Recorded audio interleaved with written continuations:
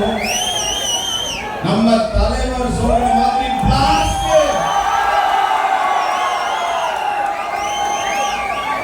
இனிமே தூய சக்தி தான் நிரந்தரம், தீய சக்தி இனிமே கிடையாது.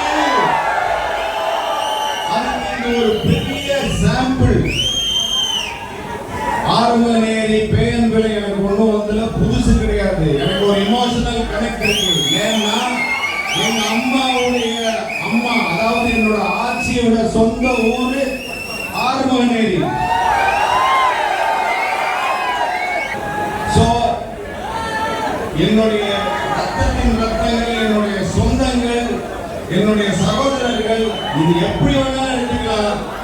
அன்னைக்கு நான் சின்ன பையனா இந்த ஆறுமநேரியில, வீரபாண்டியப்பட்டினத்துல, தூத்துக்குடியில இங்க விளையாண்டு எல்லாரும் கூட இருக்கும் போது இப்படி உங்களோட பின்னி பிணைகிற ஒரு மாபெரும் ஒரு சக்தியுடைய பொறுப்பு அமைச்சரா இங்க வருவேன் நான் நினைச்சு கூட பார்க்கல. இதை ஆதரிச்சு அன்பளிச்ச உங்க எல்லாருக்கும் என்னுடைய அன்பு முத்தங்கள்.